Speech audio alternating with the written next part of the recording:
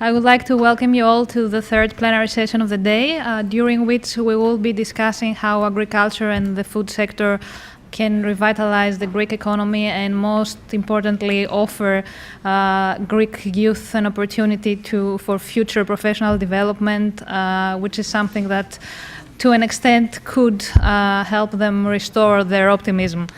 So at this point, I would also like to highlight the fact that what will be presented today is a result of a joint collaboration between the Rutgers University, the Agricultural University of Athens, and the American Farm School in Thessaloniki. And having said that, and before I introduce you to the main speaker of today's session, I would like to steal, if I may, a few seconds from your time, to share with you our pleasure, actually, for being part of a team that has responded to this initiative with as much enthusiasm as we had since the start.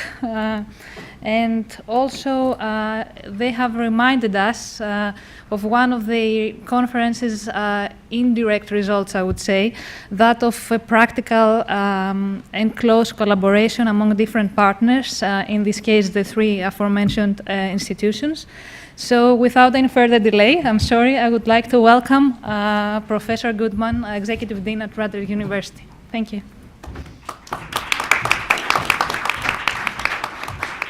Thank you, Eva. I thought you were going to give my first 2 minutes there for a minute.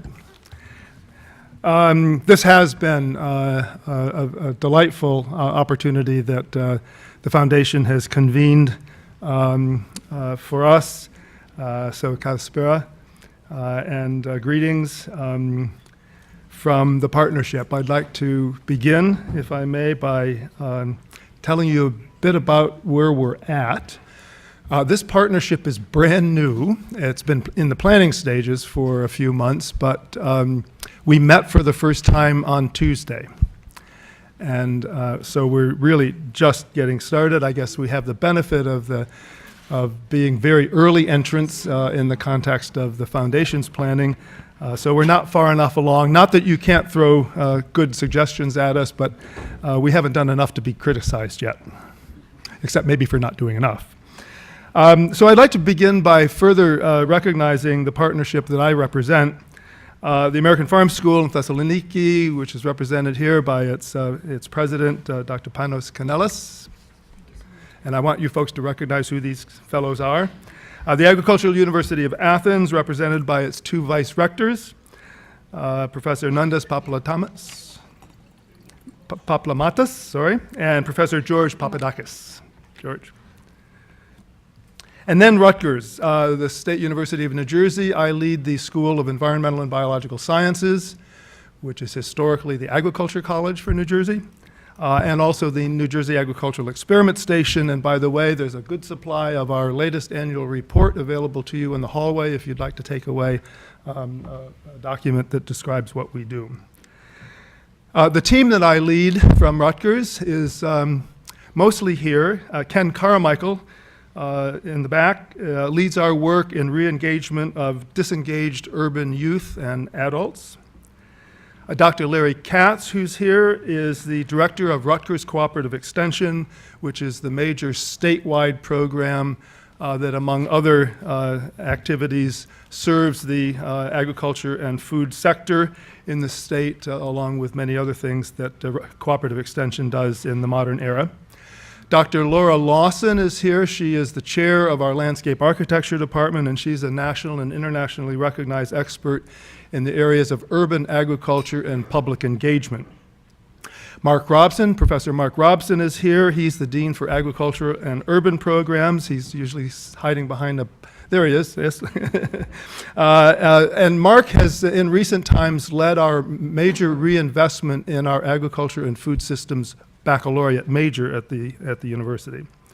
And finally, Dr. Robin Brumfield, who is not here because she's a keynote speaker at a meeting on women in agriculture. She provides our team with critical expertise in farm management and training specifically women in agriculture and agricultural enterprise development in New Jersey and also in Turkey and Guyana presently. So this group of partners who've come together bring really strong complementary and synergistic expertise. We represent a trio of institutions with shared interests. The two universities in Greece do what we do in New Jersey in terms of leading higher education in agriculture and the food sector. Our Greek colleagues know the needs of the country and have on-the-ground knowledge that will inform our planning as we go forward. And we all have deep experience and complementary areas that support education and development of young people. So little that humans do is more noble or essential to the well-being of human civilization than to provide food security, and proper nutrition to its people. Greece is rich in natural resources necessary to underpin a vibrant and productive agriculture, just as Greece is historically underpins the long history of Western civilization.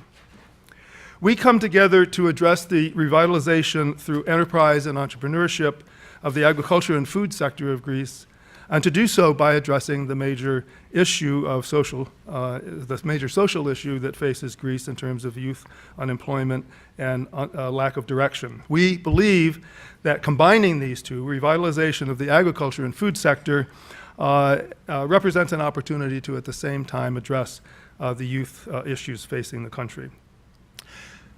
We know from our experience in New Jersey, where, by the way, the average age of farmers is 60, and therefore where a new generation of agricultural producers, farmers, is also a critical challenge, that agriculture represents a career path and a lifestyle choice that is extremely attractive to sizable numbers of young people in our society today.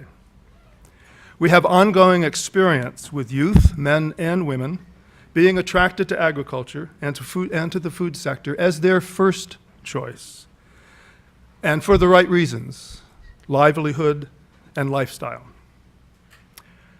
There is currently not a majority of the youth coming into agriculture new in New Jersey and other parts of the US who come from farms or even with rural backgrounds.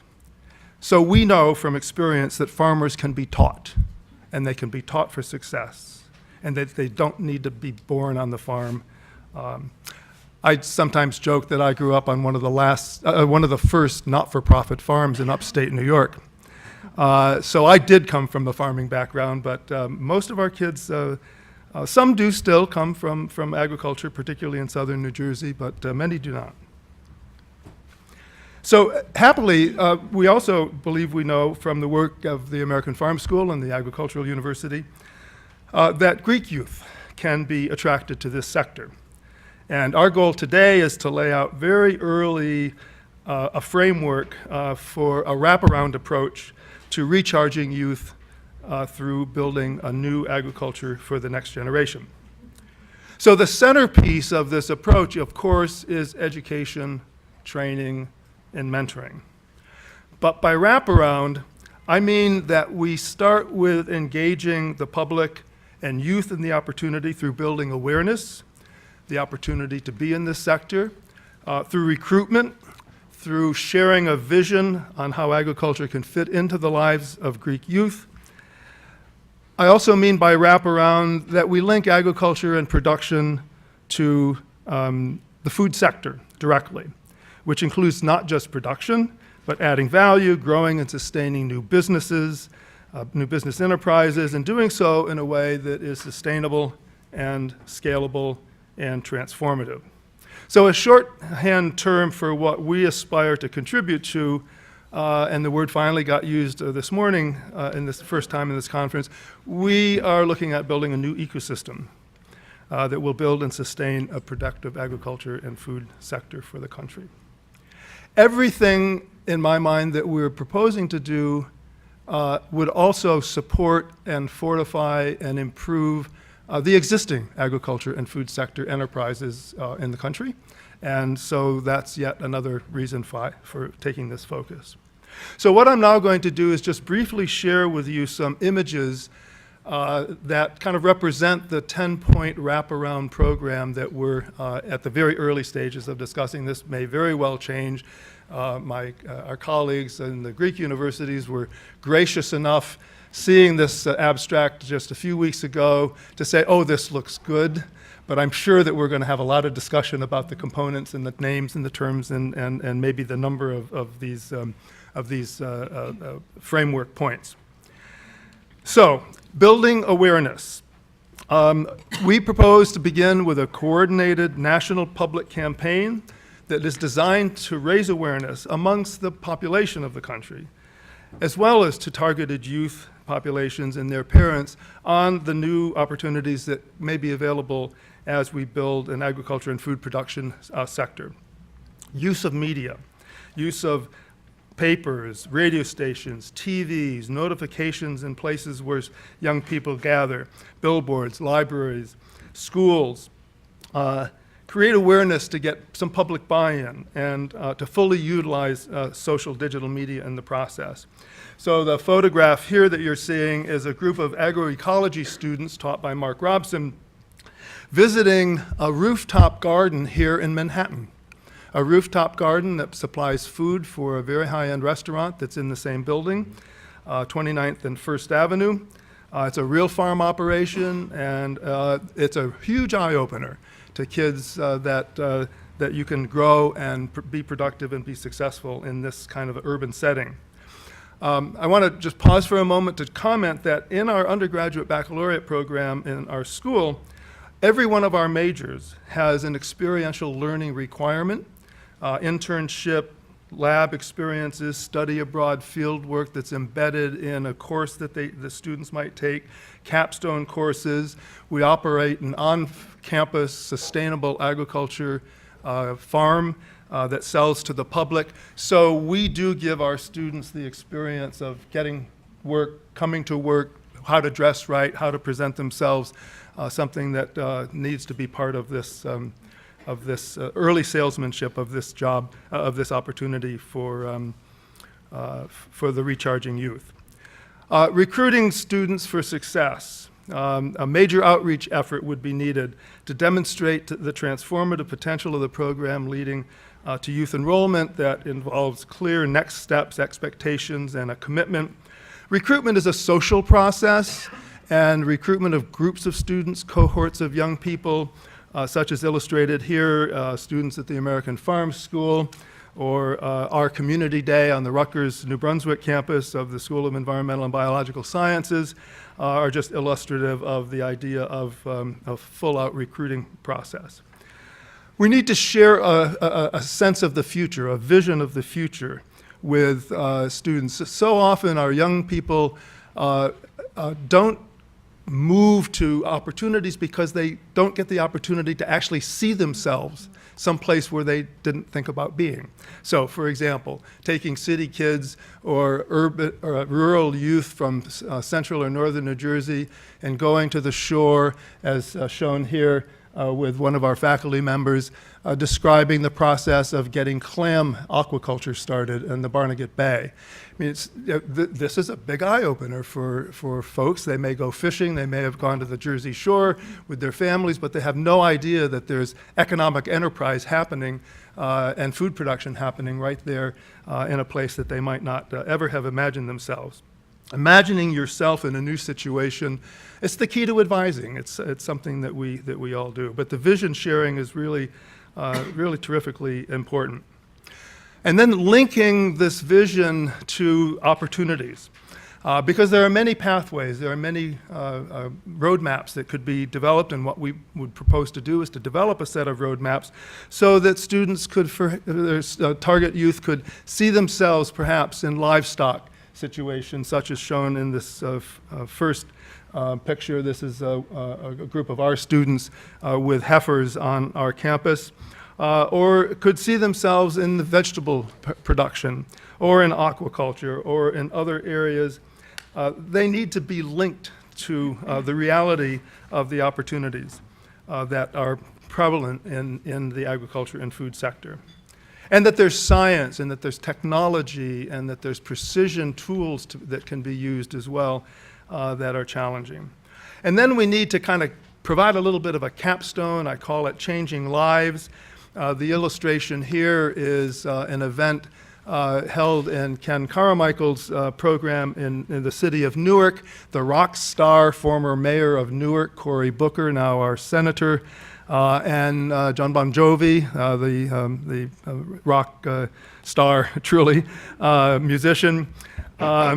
We would propose, I think, to develop a network of partners through which we could develop a celebratory series of events for youth who join the program and they feel part of a cohort, and we'll make shameless use of celebrity power to embrace the new vision and opportunity and sweep kids, young people, targeted youth into enthusiasm about agriculture and the food sector as a place to make a livelihood. The education part, critically important. Students have to make some choices, but the core of once they've made choices is that we need to provide really strong curricula for them. One, for example, in vegetable production, is shown in the first illustration. The next illustration is actually a startup entrepreneurial sheep dairy. This guy is milking about 600 sheep. He started with about 125 7 years ago, making cheese from sheep's milk. It looks like a feeding trough, but actually it's a circular milking parlor. So establish a full educational program with broad curricula based in the lab, in the field, on farms, including computer basics and online training and business planning. Focus, for example, in crops, animal science, agronomy, harvest, storage, fisheries, aquaculture, wholesale and retail marketing. I cover the major areas of risk. Those identified by the U.S. Department of Agriculture for early farm operations are production, marketing, financial, legal, and human. Cover the technical aspects of production. So, for example, in the horticultural crops, greenhouse management, construction, plant nutrition, insect and disease control, integrated pest management, crop selection, environmental controls, environmental issues, sustainability. And we see in this element of the emerging planning a key role for the Ministry of Rural Development and Food's concept of support centers. They've written a very nice document that we've been given to aid in the planning. And I'm very eager to hear Professor Minister Tassaris's remarks after this session. By the way, it's a really small world. He and I realized when we met this morning that we had met in the early 1970s when we were both at a research institute in the UK. And we both come by our gray hair. What's the word? Anyway, we earned it, didn't we? Yes, right. So moving on, building enterprises. A key part of this for sustainability and for livelihoods is actually to have enterprises, to make products that can be sold and that for which there are markets. So here's an illustration of baking in the American Farm School Center.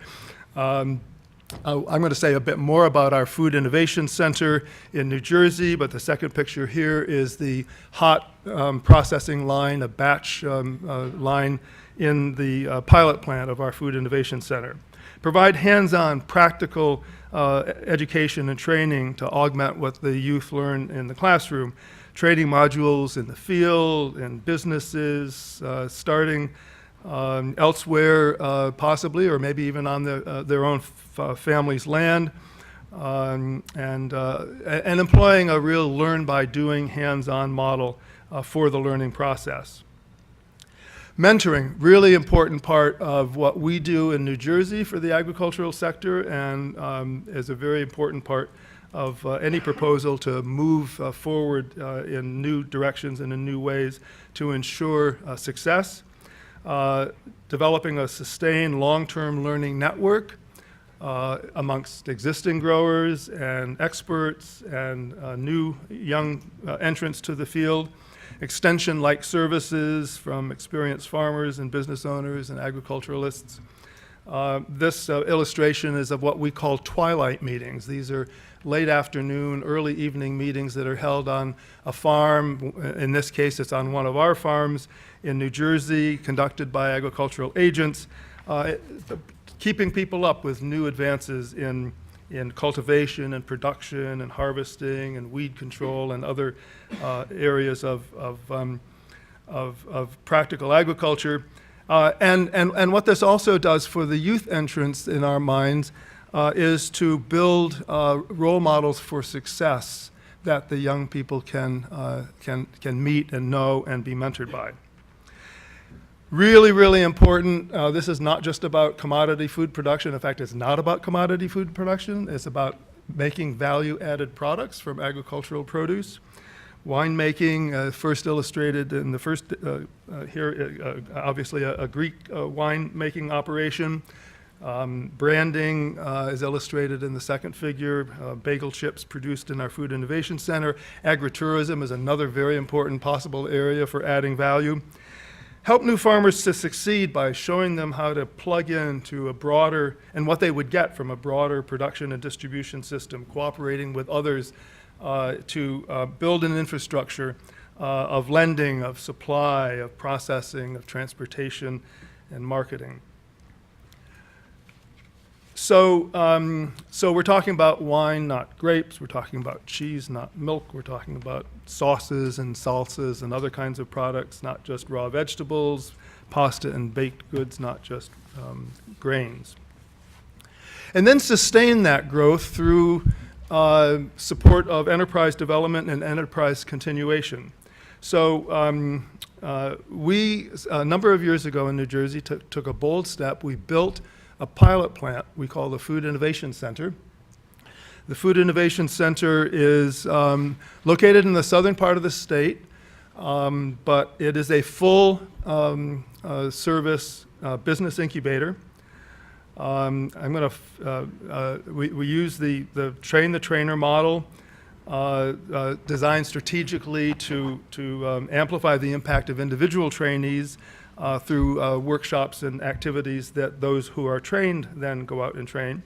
The Food Innovation Center has helped start 850 new enterprises in its last just over a decade of existence, has an above average success rate, and it's now occupies a modern pilot plant that has hot processing, cold processing line, packaging line. We do business planning with our clients, sensory evaluation lab. There's a food safety microbiology lab available, marketing, product design. We've served over 1,300 clients since 2001 in all 21 of the New Jersey counties. Over 1,000 individuals trained in food safety and basic food business and economics. 1,200 hours of student mentoring in this facility. Over 40 new products commercialized that you can actually buy in supermarkets in New Jersey and New York. So that's a rough outline of the framework that we've been, as I said, very early process talking about. And I just want to end with showing the Foundation's recharging battery and acknowledge that what I've laid out here is extraordinarily ambitious. And it's not something that happens fast, but as the Chinese saying goes, the best time to plant a tree was yesterday, the second best time is today. So these are the areas of intended results that we envision. I added export to the develop new markets line after hearing Jeff's very capable defense of the export market as being an important opportunity in light of a relatively flat domestic demand, if that's in fact the case.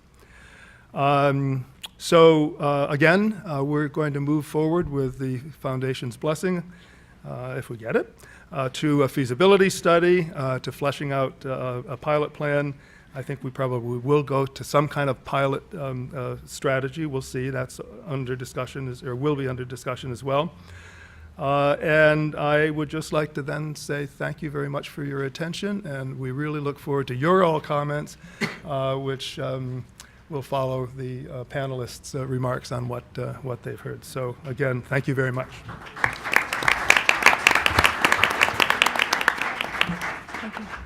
Are we going in order? Thank you, Professor Goodman. I think we are ready. I'm glad to hear that there are other examples that have succeeded, so it's optimistic for the future in Greece. I think we are ready to hear from our panelists. We can start with Professor Cohen. Great, thank you very much. Thank you to the Foundation for inviting me here, and thank you to my colleagues at Rutgers for inviting me to be on this panel. I'm not an economist, I'm an urban planner, and I think about the city and the city region as a unit of analysis that I think is very, very important to consider when thinking about the wraparound program that Dr. Goodman described, which I believe is important to pursue and extremely comprehensive.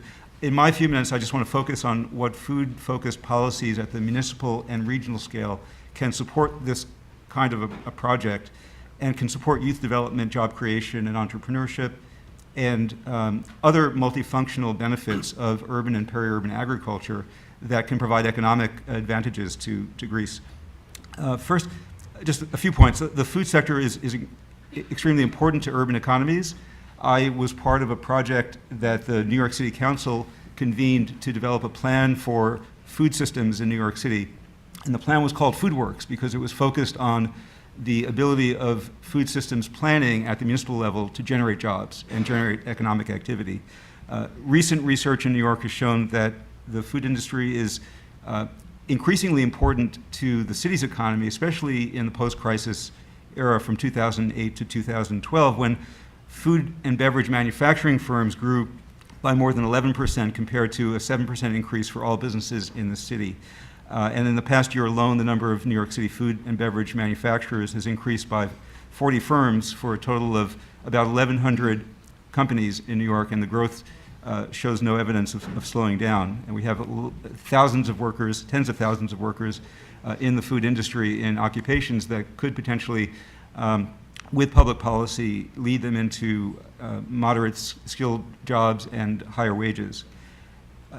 The food sector also offers career paths that allow people with limited education, including recent immigrants, and entrepreneurs with high ambitions but little capital, to have an opportunity to build a career. And it's important to emphasize that there's been a huge cultural change since the global financial crisis.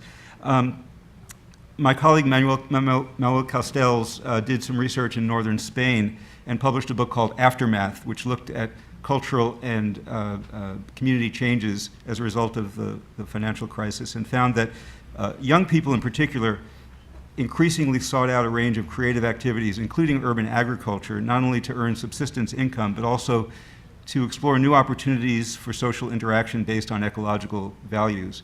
And so I think that promoting agriculture as a potential sector to grow is important, but I think the young people are actually pursuing that because there's been an enormous cultural shift. Urban agriculture is not about food production, as Dr. Goodman pointed out. It's a strategy to address multidimensional impacts. And what are some of those impacts? I want to give you some examples of programs that have been supported by city, state, and federal dollars in New York City that have attempted to do that. One is a group called Added Value, an NGO in Brooklyn that has a working farm, a 1-acre farm, and a community-supported agriculture or box system to distribute food to the community and to local restaurants. But its main goal is, its main mission is youth training and development. And so it's about training young people in the Red Hook community, which has one of the city's largest social housing projects, to have job skills and entry-level pathways into either college or their first jobs. We have a farm school in New York City that's funded by our U.S. Department of Agriculture that trains urban youth and not so young people in their 20s and 30s to be farmers. And some of those go on to work on urban farms, and some decide they want to lease land in the peri-urban area and become more conventional farmers. A group called Grow NYC connects recent immigrants who have agricultural skills but don't want to drive a taxi or work in a restaurant by helping them get farmland in the peri-urban area and also helping them to direct market their produce at one of our dozens of green markets that are throughout the 5 boroughs of New York City. We have a company called Gotham Greens, a for-profit enterprise that is building rooftop greenhouses to produce produce, high-end produce for supermarkets like Whole Foods. They're actually building a greenhouse on top of a new Whole Foods supermarket as we speak, and will be operational this spring. But they're just one example of a number of companies that are using rooftops as a way to develop commercial operations. A company called Brooklyn Grange operates a half a hectare farm, open-air farm on top of an industrial building in Brooklyn. And that farm was financed with city dollars because it also provides stormwater retention benefits, and I'll come to that in a second. Support, and urban agriculture is not just about the food production, it's about all of the interlinking businesses and organizations that are connected to food and supplying inputs and also distributing and adding value to the produce that comes from urban farms. A project in New York called Grocery Works trains New York residents for careers in the food retail industry and offers them opportunities for advancement in that industry. We have community colleges that offer programs to get young people into the food industry. New York has funded something called the Entrepreneur Space. It's a business incubator in Queens that's specifically focused on providing affordable space and business counseling to help food-related and other emerging entrepreneurs build their businesses. BK Flea and Smorgasburg, if any of you are staying in New York this weekend, it opens up this weekend for the season. They're public markets that feature more than 100 local vendors who sell packaged and prepared foods. These are entrepreneurs starting food businesses, many of which open up restaurants eventually or open up larger scale food businesses that distribute their product more broadly. La Marqueta and Hot Bread Kitchen, that's an incubator funded by New York City's Economic Development Agency. It's a nonprofit social enterprise that helps start up food entrepreneurs in launching scalable food businesses, specifically immigrant women who have baking skills. It helps them learn how to be bakers and open up bakeries in New York City and sells their product at the New York City green markets. When thinking about all of these programs, rural-urban linkages are critical, especially for young farmers who really like the lifestyle of farming, but also want the urban amenities of being close and being able to participate in city activities. So projects like New York's New Farmer Development Project that I mentioned earlier strengthens the connections between urban residents and peri-urban farmers. Infrastructure investments can help to improve the efficiency of distribution systems between rural and urban areas. We have a project in New York, a for-profit business called Corbin Hill Road Farm Share.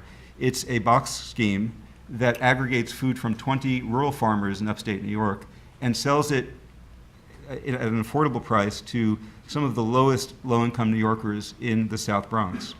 And those farm share members, the residents who are buying that food, will eventually get equity ownership in Corbin Hill Road Farm. So it's a really interesting social venture that aims to create land-owning entrepreneurs among the customers of the CSA program. Food production, processing, and distribution can be a community development strategy, and the city of Chicago has done the most interesting work in that respect. They've created something called the Green Healthy Neighborhoods Project out of their planning agency, which works with NGOs in low-income South Side neighborhoods to develop a land use strategy to create urban agriculture and food districts. And so in the neighborhood of Englewood, for example, the strategy includes a network of urban farms, an incubator project, land use changes to support food manufacturing businesses, and a new program at the local community college to train neighborhood youth to get into those kinds of industries. Cities are learning that integrating urban agriculture into the built environment creates multidimensional benefits that benefit the city's economy directly. And I'll just give you a couple of examples. I know I'm running out of time. New York City's Housing Authority, which builds our social housing, has put up is in the process of putting up three affordable housing developments with rooftop greenhouses operated by private companies, but preferentially employing the residents of those housing projects and preferentially selling the vegetables that are grown in the neighborhoods in which the housing projects are located, which are neighborhoods that don't have very good access to fresh fruits and vegetables. And cities are recognizing that urban agriculture can be green infrastructure and be much less expensive to build to deal with issues like stormwater runoff than conventional gray infrastructure like new sewage treatment plants. And so I mentioned earlier, New York City has paid $500,000 to Brooklyn Grange to construct their farm on a rooftop because the farm is keeping an inch of rainwater out of the sewer system every time it rains. And that's a benefit that the city has monetized, and the city also gets the added benefit of food production and jobs. So I'll close there. The foundation, I think, can support the kind of food systems planning that would identify a cluster of programs and projects and policies at the municipal, regional, and national level that can stimulate food production and processing and youth development, job training, and business creation. So I think this is a really worthwhile endeavor. Thanks.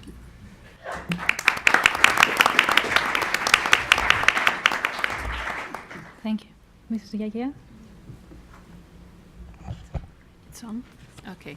So first of all, thank you for your invitation. I really appreciate a lot this initiative. Just a few words in order to present what is Fondazione Cariplo, which is the organization I work for. Fondazione Cariplo is one of the largest banking foundations in Italy. We operate mainly in the northern part of Italy, and we work in different areas: environment, social issues, arts and culture, and scientific research. So I'd like to point out the similarity of the strategic objectives between Stavros Niarchos Foundation and Fondazione Cariplo, because also for us, professional and cultural growth of our youth has become one of the top priority. And if it couldn't be so different, because if we just consider the most recent data on the Italian unemployment rate that has reached 13% in general and 42.3% in the youth unemployment, we had to tackle from a closer point of view this important issue. And we observed also a particularly worrying situation in the recent past in the agriculture sector, where in 20 years we have lost 1.2 million enterprises in Italy, and particularly among the small ones and in the one located in the mountain areas. We also have to face a very critical situation in terms of the environment, and this is something that I want to stress. For example, soil consumption around the cities and the hydrogeological instability in the mountain areas. The only good news come from the young, and we see a good increase, for example, in the students' enrollment in agrarian schools and in agrarian university. Just for the latter, we observe over the last 5 years an increase of 45% in the enrollment, while all the other universities have a drop in and decrease in enrollment. And another important positive issue is the recent increase of young farmers. In 2012, we saw incredibly, after many, many years, that they have increased by 4.2%. So it's something that is probably giving some good news and good possibility to work on. So the Fondazione decided to accompany and strengthen this rising trend, and we very recently started a new project that we called AgriSeed, aimed at the diffusion of new young enterprises based on sustainable and multifunctional agricultural model. And the focus is put on access to land and to the possibility of facilitating the process of assigning abandoned, no longer cultivated land to new young farmers, especially in the mountain areas, with further benefits, apart the occupational one, in terms of revitalization and maintenance of rural areas. And we will start in a very short period with 4 pilot projects in 4 different areas of Lombardy and northern Italy. So coming to the proposal, comments and suggestions to it come from the Italian situation, and particularly from the area of the agricultural park located around Milan. Probably not so many people know that Milan has a very big rural area surrounding the city. 50,000 hectares around the southern boundary, of which 40,000 hectares are used for agriculture. And as a foundation, we supported many projects trying to strengthen this exchange of goods and services between the city of Milan and the rural surroundings. So I hope that some of the examples I will mention maybe could be helpful also for the Greek context. And the model we think helpful from different perspectives is the one that we call sustainable multifunctional agriculture. Of course, it has 3 main functions. Of course, the economic one, so connected to production, to competition, to the fact that agriculture should sustain itself. But the environmental perspective is something that I want to underline. So the minimization of negative externalities of agriculture on the environment, for example, pollution from pesticides and other, and the positive contribution that agriculture can give to soil maintenance and to biodiversity maintenance. And from a social point of view, I'd like to highlight the cultural heritage maintenance and the vitalization of rural areas that could be useful functions. So another good idea, let's say, another reason for supporting multifunctional agriculture is that younger people seem to be more attracted by this model than the conventional one.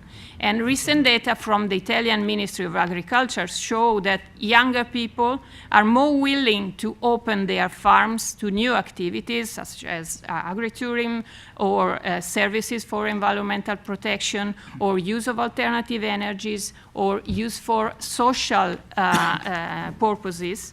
And this is something to build on. And another reason is it could help also to develop long-lasting resilient solutions supported by local demand, and this is something to build on, and also stimulated social cohesion and interpersonal collaboration.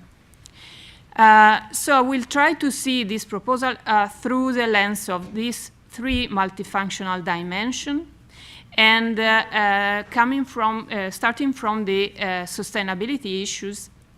I think that you may consider to stress the attention to the impacts on natural resources. And in this perspective, I think 2 positive issues can be mentioned. One is the increasing demand for organic and locally grown food that we, at least in Italy, experience in a very strong way.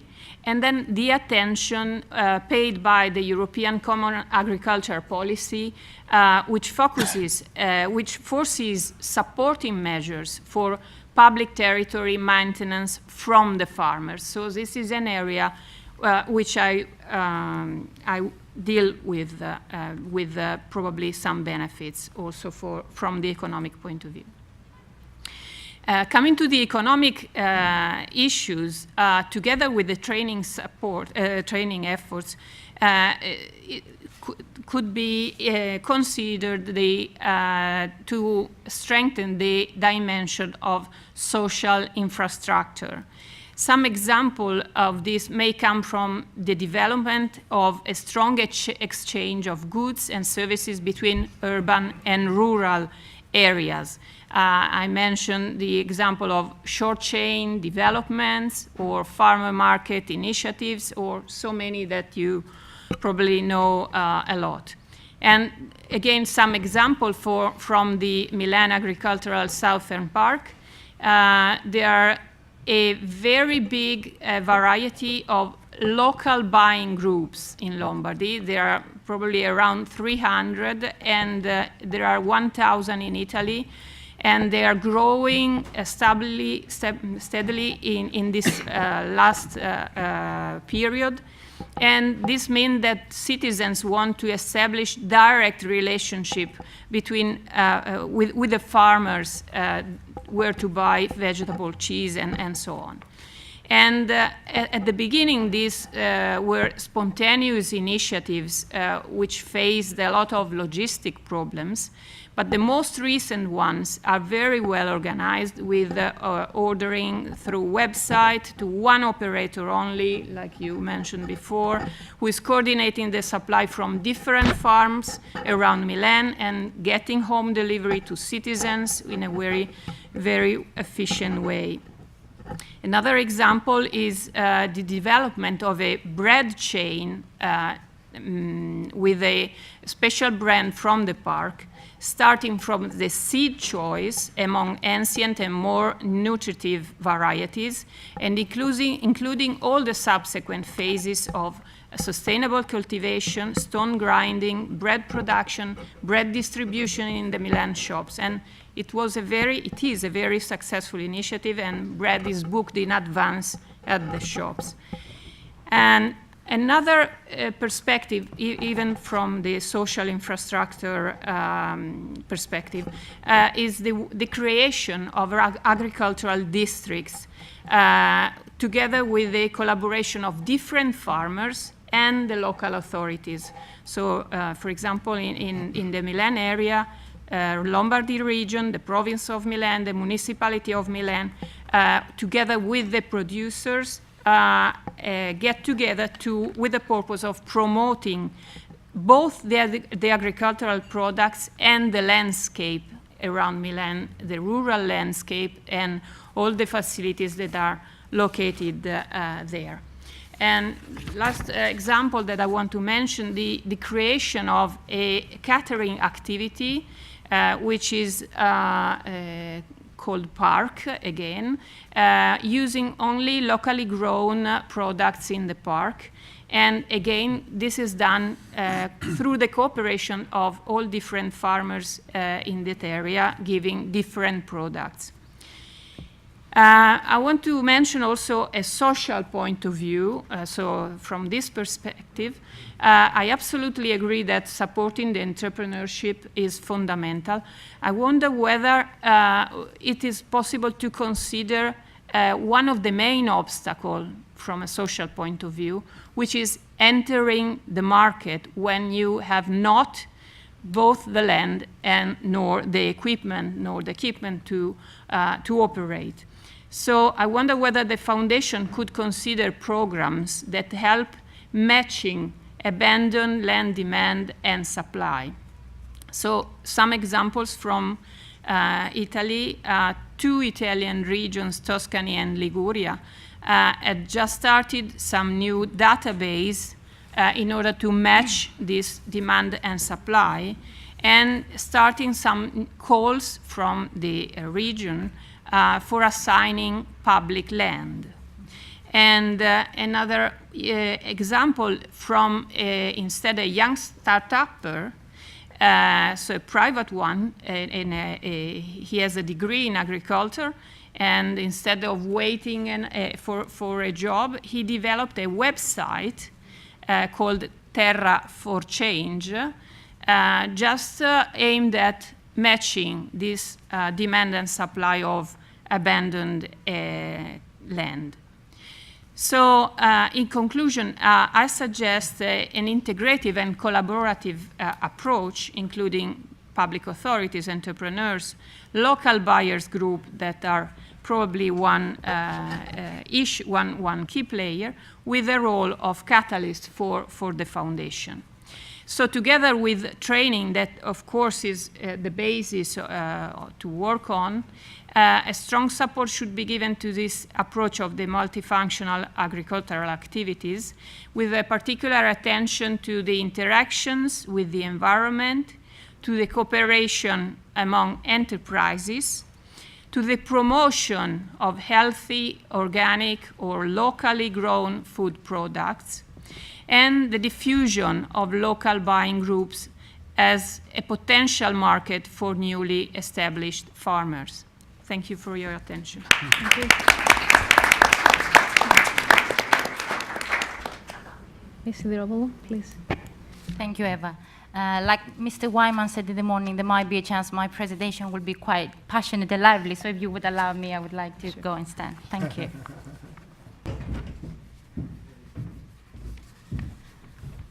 I will need also to thank the Niarchos Foundation for the invitation today. I'm very happy and honored to be among you to discuss an initiative that we believe has really the potential to unlock the possibilities out there for young farmers.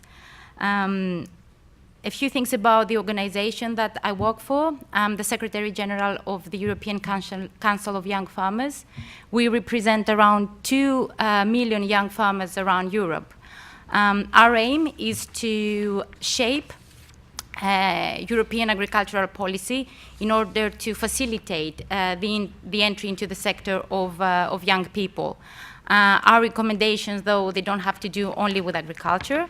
They are about tackling unemployment, both in rural and urban areas, and ensuring growth in Europe, both agriculturally and economically.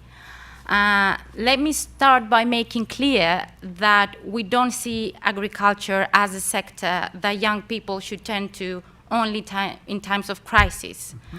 We don't want young people to see agriculture only as a safety net. We want young people to enter the sector and have long-lasting and successful careers. We want them to enter the sector and become entrepreneurs ideally by choice and not by necessity. And I have many examples of brilliant, bright young people that join actually the agricultural sector by choice. Professor Goodman made a very comprehensive presentation of all the elements in his paper. I can only echo the priorities that you put forward, Professor, as essential steps in our efforts to attracting young people into the sector. I would like to focus a little bit on those that, according to our experience, have been quite useful and have a significant added value. First of all, raising awareness among youth, both in rural and urban areas, and ideally from a very, very young age. On top of that, what will be very useful, what we think it will be very useful, is to also raise awareness within the public in general. A few years ago, in Greece, I would think if a young woman or a young man would go to his mom and say, "Mom, my degree in philosophy is really nice, but I think I would like to become a farmer," the mother would say, "Why? What went wrong? What did we do?" To use a more concrete example, I will mention myself. I do come from a farming family. My grandmother, grandfather, uncles, they were all farmers in the north of Greece. They were tobacco producers. I know smoking kills, but there was a market there for them to cater. Later on, they changed to less harmful products like cotton and maize. Not a single time I heard my mom or my grandmother saying to me how nice it was to be a farmer. On the contrary, they were quite relieved that I didn't have to be a farmer. what they suggested to me, and here I can confirm what the speaker said to us yesterday, was like, you go and you become a teacher. Because you will have more holidays compared to all the other public servants, and you can spend more time with your kids. Only now I come to realize what a disappointment I've been to my family, because I didn't become a teacher and I have no kids for the moment. So I think we will need to change the perception of agriculture to the public in general. And just to be clear, it's not only Europeans that think like that. You might be aware that 2014 is the International Year of Family Farming. A month ago, I had a discussion with a young farmer from Uganda. And he told me that in his country, agriculture, farming activities, they're used as punishment. So if you don't do good at school, you're sent to the field to work. If you cheat, steal, or lie, you're sent to somebody else's field to work. So there are many mixed messages out there about agriculture in general. Going back to what this public campaign should have, the messages, what they should entail. We believe that they should pass the message of the need to have a generational renewal in the sector, the need to attract young farmers. Professor, you mentioned before that the average of a farmer is 60 years old. I can tell you that in Europe, from the total of the farming population, only 7%, it's 35 years and below. And why do we need young people? Not only because we want to keep enough farmers in rural areas, which is, of course, the obvious, but also because young people, they are the solution on many issues. As they are constantly better educated and more technologically able, they are a huge source of innovation that should not be disregarded. Quite the opposite, actually. We should encourage young people to enter into the sector, and that's why the initiative of the foundation is so very much welcome. A second element that I would like to focus, and that we found is of a significant added value, is vocational education and training. A full educational program and technical training on the field is substantial for every young person that wants to make a success of a career. In cases, for example, in member states where we had this kind of trainings offered, for example, in Ireland, the colleges, institutions that were offering these kind of programs, they were actually oversubscribed. And what does this tell us? It tells us that people that really want to have a successful career in agriculture, they care. They do care of having a proper education. Here, I would also add that, yes, we should educate our young people with the basics of agriculture, but management skills are also quite important. It's one thing entering the sector, and it's another thing staying in the sector. And let me tell you, agriculture can be a very, very competitive field.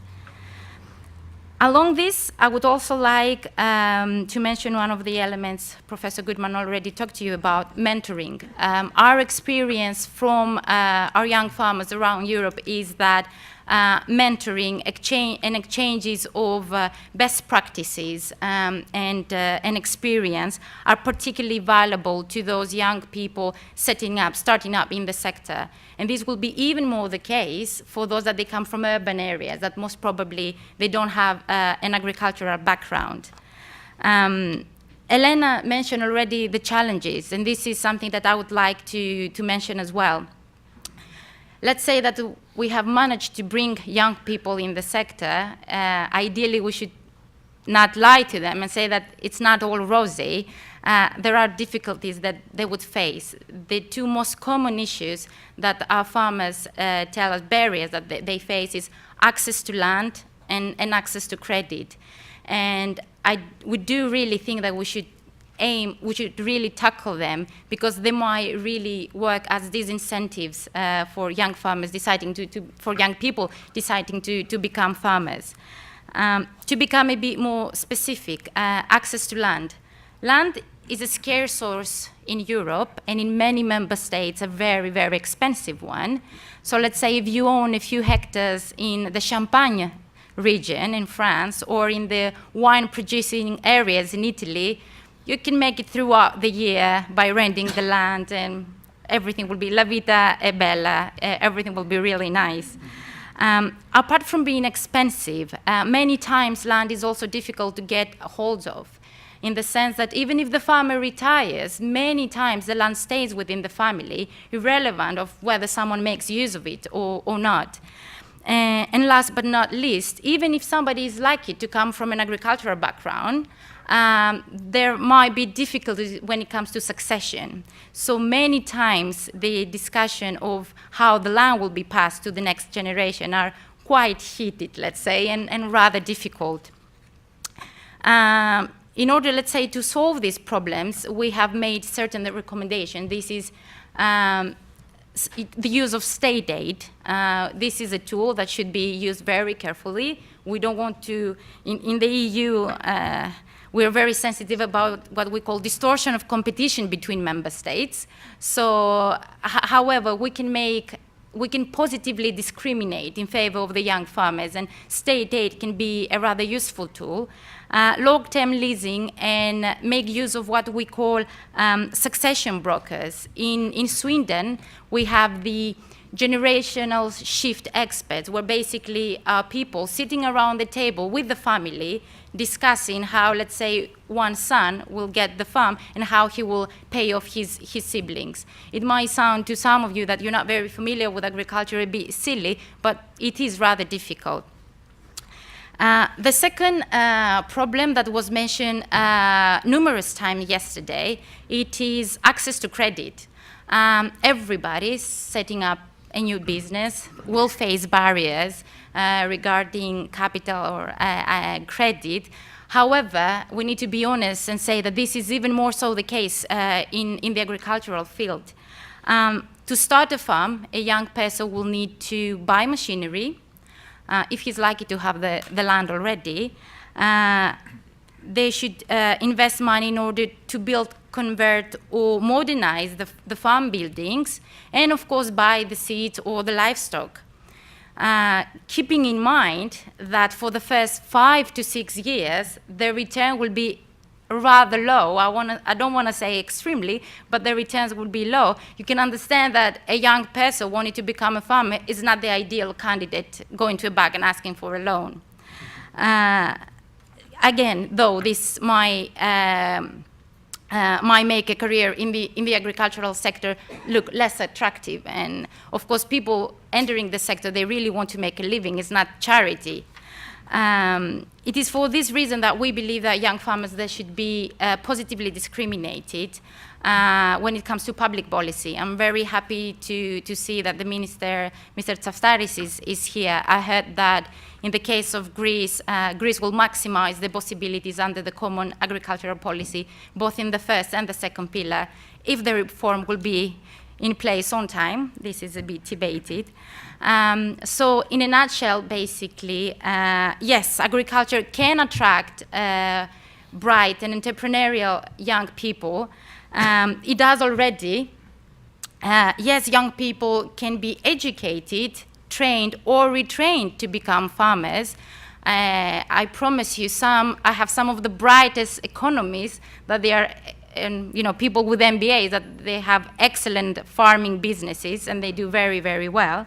And last but not least, experience is not an absolute prerequisite in order to become farmer, although it might help. Finally, what will be needed is to tackle these obstacles that I said regarding access to land and access to credit. If we want to maximize our chances to bring in people in the sector and then being successful. I'm more than happy to say that the initiative and the proposals you put forward are a very significant step towards that direction. Thank you for your attention. This is all I have to say, and I look forward to discussing the issues further with you. Thank you. Thank you.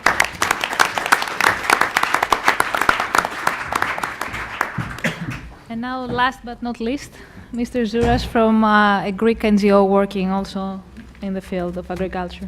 Please. Well, I would like to thank the Foundation for holding this very interesting conference, and that tackles problems, serious problems of the Greek economy. I will start by describing who we are, what we do in Organization Earth, how we do it, and then I will elaborate a little bit in what are our plans towards unemployment and agriculture, because we already work with unemployed and in the agricultural sector for more than a year. Well, Organization Earth is a Greek non-profit NGO set up to provide answers to modern social concerns about society and the environment. We do education for sustainable development, starting from preschool students to university level. Through this, we got heavily involved in agricultural education. Early in 2011, Organization Earth identified a starting trend for lots of people, basically unemployed, that wanted to get involved in agriculture as their main occupation and their way through towards employment.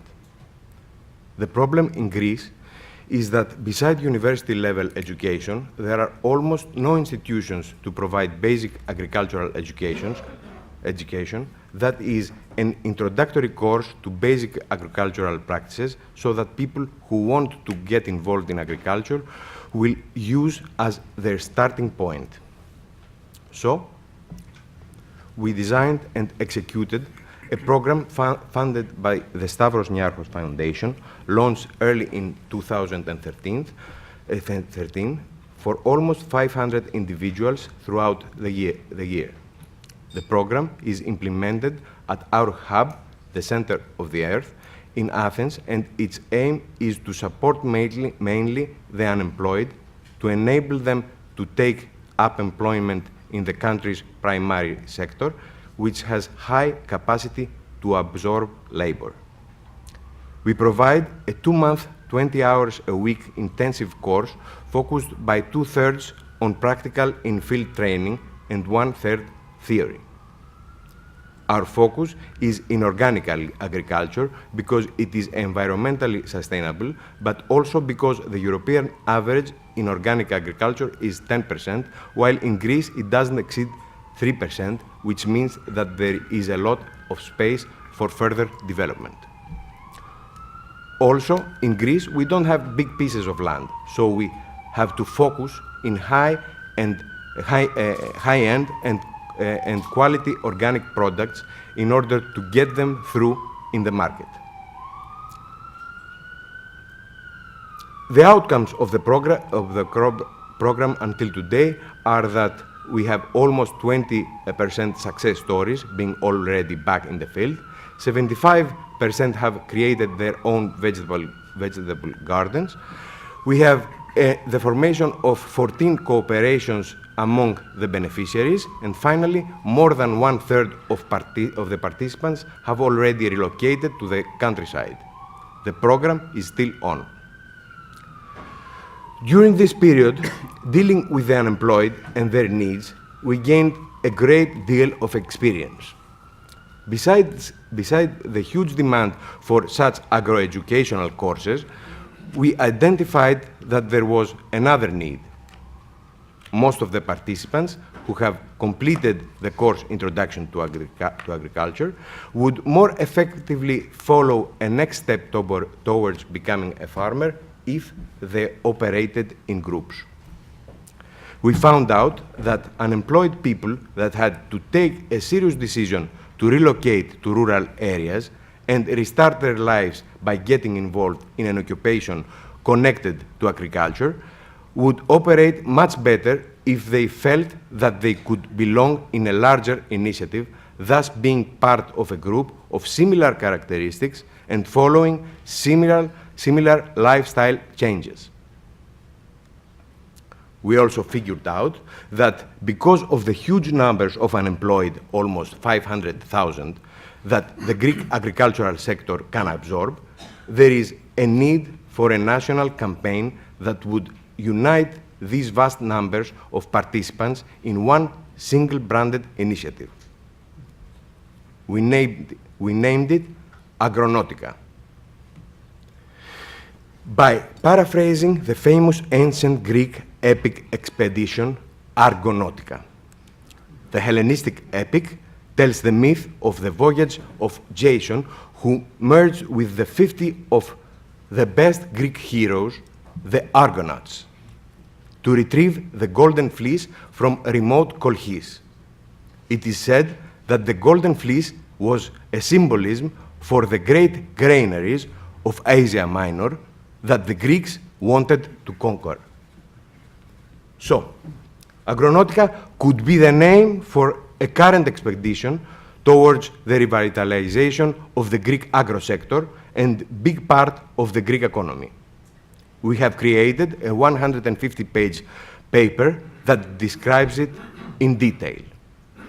We have envisioned Agronautica as an interconnected network of multifunctional 2-acre farms throughout Greece, where each farm is undertaking the following functions. The first function is called innovation farms. Each farm will be hosting 20 new farmers. Each farmer will cultivate an innovative crop idea or apply an innovative cultivation practice that will be derived in cooperation with our expert agronomists. These crops will be monitored so that the farmers become familiar to the specific crop behavior and characteristics. Finally, the outcome of the collaboration is to derive a feasible pilot business and action plan for each innovative crop or practice. The second function is the agro-info desk. Another 500 to 700 new farmers beneficiaries will get real-time counseling on their farm planning by our expert agronomists. This counseling will be in reference to the 20 innovative pilot crops so that all the beneficiaries will be able to get involved or diversify their current production according to the findings they will come across during the consultancy period and their interaction with the function innovation farms. The third function of Agronautica is the formation of local agricultural networks. All beneficiaries, along with other stakeholders such as agro-companies, agricultural cooperatives, local producers, agro-merchants, agro-researchers, academia, and others will form an interconnected agricultural database network that will share knowledge and best practices, organize events, handle and derive sectoral and other valuable information where it is needed. This constantly growing network will also operate in a number of such centers, innovation farms and agro-info desks throughout Greece so that the final outcome will be a network of local networks. So that, for example, beneficiary 214 from Creta can easily exchange information with beneficiary 735 from Peloponnese and form a partnership for the production and promotion of apricots and apricot byproducts, along with beneficiary 2,347 from Salonika, that will provide branding and packaging services. In Organization Earth, we promote agriculture not just as an employment opportunity, but also as a new way towards a better quality of life. In Organization Earth, we cultivate seeds of hope. Such a seed is Agronautica. Thank you very much.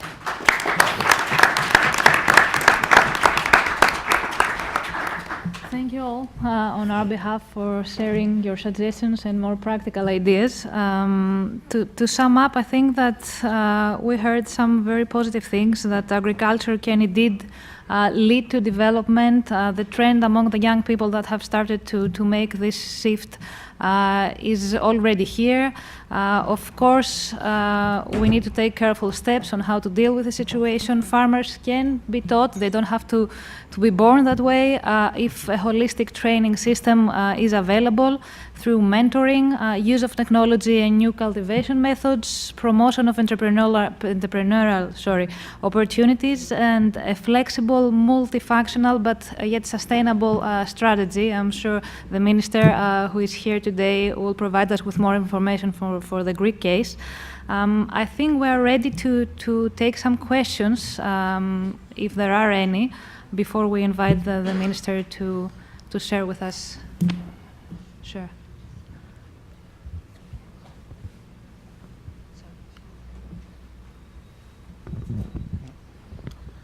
Yes, thank you for this. This is actually quite inspiring.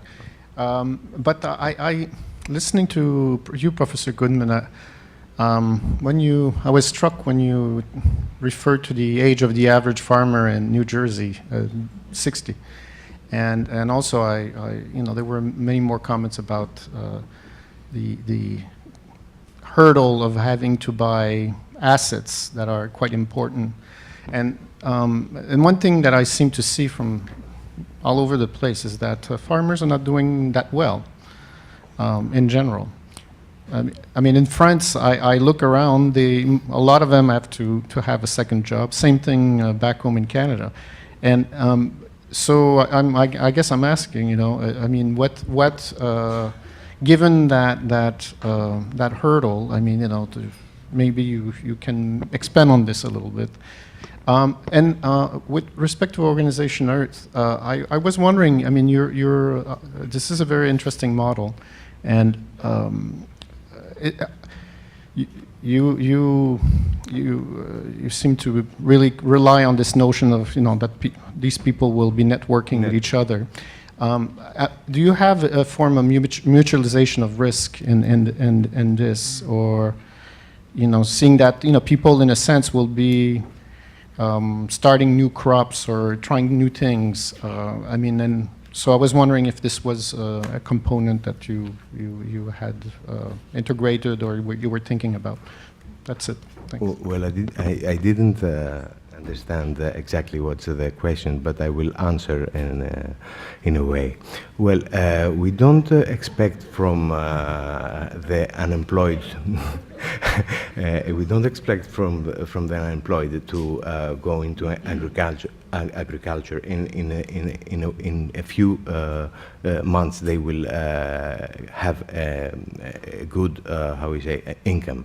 We expect from the unemployed to leave the city and switch off the television, and because they're much more educated, because the 75% of the new farmers that want to go into agriculture have a degree, a university degree in other fields, but this is very important because the new mixture, because the traditional farmer is not educated. 70% have not finished even secondary education level. So the new mix, the educated new farmers with the old farmers will have a extremely different mixture that can cooperate and be complementary in services. So we expect the unemployed to leave the remote control of the TV remote control, start a small farm, have some of their daily food needs given from the small farm, and then try to make a new philosophy out of the land. So it's not only in terms of income, it's also of lifestyle. I don't know if I answered to your question. You did. Okay.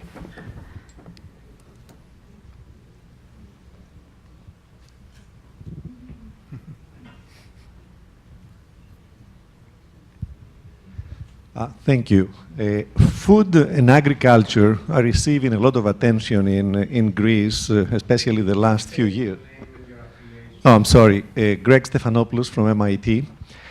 So I was saying that food and agriculture are receiving a lot of attention in Greece in recent years, but I just realized that I'm lacking a lot of basic data about the potential of this sector in revamping the Greek economy. There are so many questions, I don't know where to start. I just Googled, for example, what is the fraction of GDP which is contributed by agriculture in Greece. And I realized that the number is 4% now, but it was 5, but it was something like 16% about 12 years ago. And then I asked myself how many people are employed in the sector. Can we define unemployment in this sector? How many young people are employed in the sector? What are the opportunities there? What are the crops in Greece, main crops? How competitive are they? When we are talking about opportunities, are we talking about new products, existing products? Mr. Zouras mentioned about the number of 500,000 as a number of people who can be absorbed by the sector. What's the basis of that? This is an extraordinary number when we consider the number of unemployed and the current number of farmers in Greece. I'm not disputing the validity of the number. All I'm saying is I'm expressing my own complete ignorance about what is going on in this sector, from which perhaps we could get some idea about the potential of contributing to the economic revival of the country. So if the minister could provide some of that data, it would be very helpful. Or if any of you can enlighten us, I would find that very valuable. Thank you. Well, the only thing that I can say is that 35 years ago, the agricultural sector consisted of 30% of the population, and now it's 4%. So it's... But because this changes so fast, I think it would be very useful to get a yeah, idea. for sure, for sure.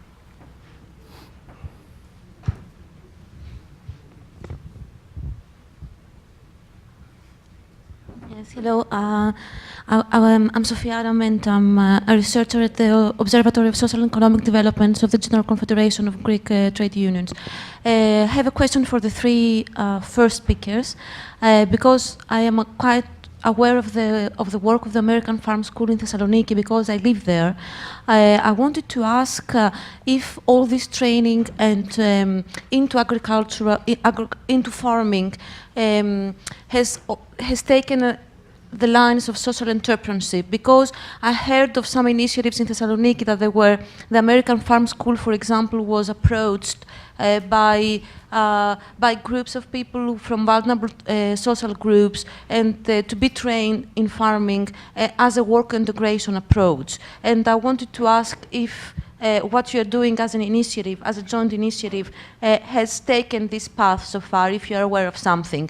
And for Professor Cohen, in terms of the New York City Council projects, I would like to know a little bit more about the design features. How did you select the participants in this urban farming approach? And also, how is the legal entity or the legal form adopted afterwards, if it's going to be for-profit, non-profit, social enterprise of this CSA, the community-supported agriculture initiatives. And I was also wondering about Lombardia, because I know that there is a thriving social economy sector in the north of Italy, especially Lombardia and Emilia-Romagna and Pantaleone and all these social cooperatives. And if you are somehow connected with what you're doing, this brilliant idea with a database of abandoned land and matching it with potential farmers, and if you are cooperating or connected with the social cooperatives in the area, just like seed for thinking for potential replication or adaptation to the Greek context. Thank you. So as I said, although I did some research before we met, the partners in this proposed program for the Niarchos Foundation met on Tuesday for the first time. And since its president is here, and you likely know him, I'm not going to presume to answer from my vast ignorance about how to characterize the programs at the American Farm School, except to say that I have seen, as actually represented in the photograph that I used from his presentation to us on Tuesday, that there is a really significant engagement with a youthful population in agricultural education. I don't know whether he would characterize it, or if I knew more about it, how I would characterize it in terms of social entrepreneurship or social engagement. I would say that in New Jersey, in the work that we do in cooperative extension, I think if you came and looked at it, you would probably draw the conclusion that we are, and this is, I'm a microbiologist now, so my vocabulary won't be quite right, but and Evan's a graduate, so maybe he can address from a more social sciences point of view. But I think you would see what we do in our extension programs across the state to be very integrative and socially so. They're deeply community-based. We don't do anything on our own. It's entirely with municipalities, with people, with NGOs, with schools, with community groups. And so from a microbiologist's perspective, my response to you would be that I think if you looked at it, you'd find lots of good stuff to like about it. I'm also sure that you would look at it and help us do an even better job. But we are firmly dedicated to the community-based work, and it's a partnership, and it's multiple directions. It's not us to them or solely them to us, and then it goes into some sort of institutional black hole. It's a true socially integrative approach that we take. Nevin? Yeah, and the New York case is mirrored throughout the global north, actually, and these programs are parts of governance networks. They're public-private partnerships.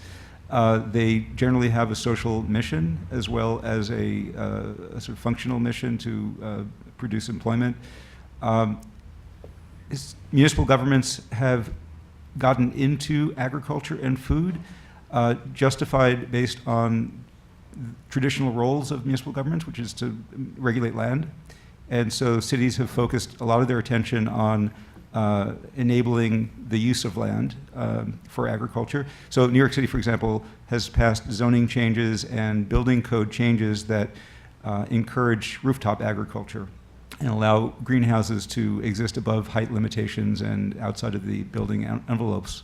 But they've also been clever about investing in programs where there are quantifiable ecosystem services produced by agriculture. And one example I mentioned was green infrastructure dollars being spent on urban farms. A second is that cities like New York have invested in their rural farmland, where the farmland is in their watershed, as a means to maintain a working landscape in the watershed to avoid having to build physical infrastructure to clean the water.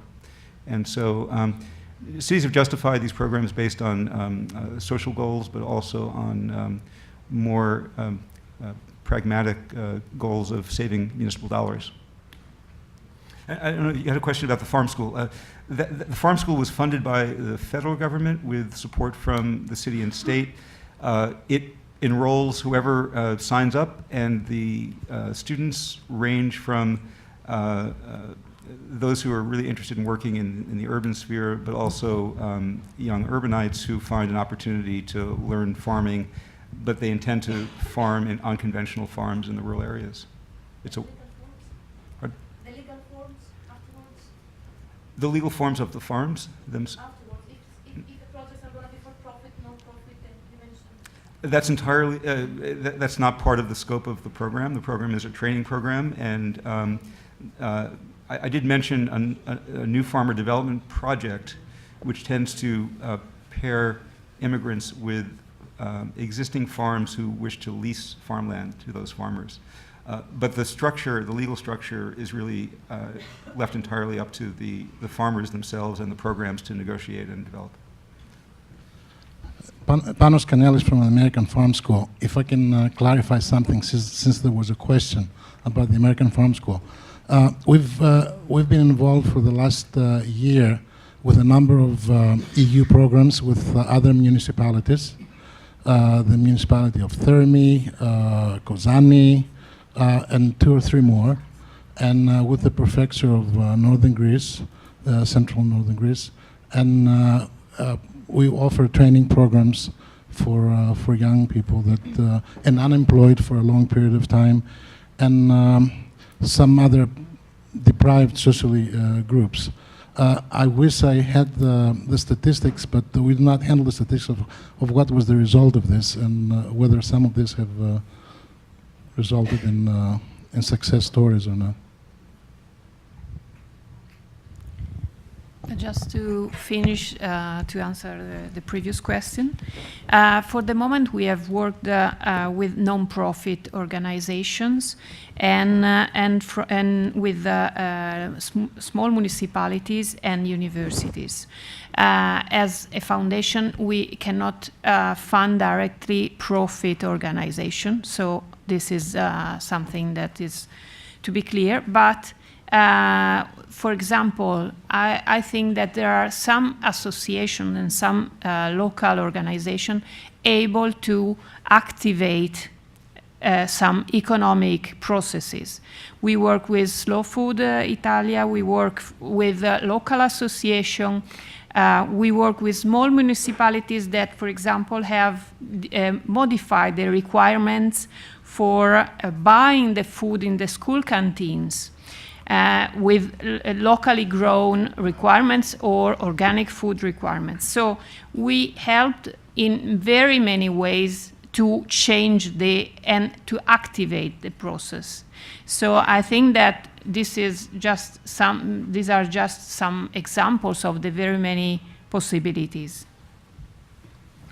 Eva, if I might, a question a few minutes ago went unresponded to. And if I may, I'd just like to briefly at least give my perspective on the question, which has to do with the matching the availability of land to incoming farmers. It's very difficult to generalize, and this is not my area of expertise, but very difficult to generalize. In the case of New Jersey, there are programs where municipalities are identifying available public land and making it available for various kinds of urban and peri-urban activities.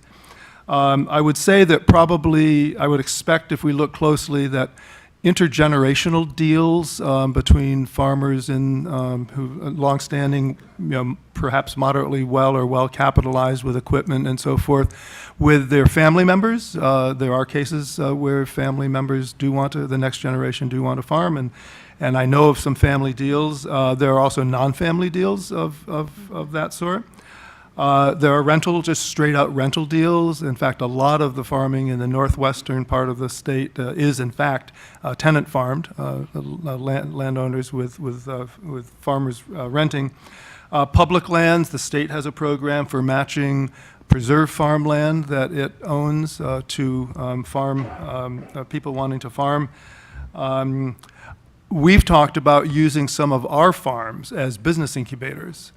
Where we would surround incoming farmers with the know-how that our farm operators have in Rutgers, in the experiment station, with water, with equipment and so forth, and let people slowly build an equity base from which they could then, perhaps after a few years, perhaps with direct marketing as a major part of their revenue generation, to build up a base in which they could use to purchase land.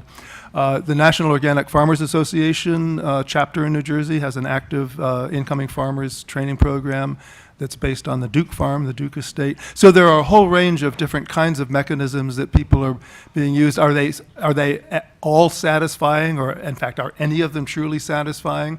Probably the answer would be no.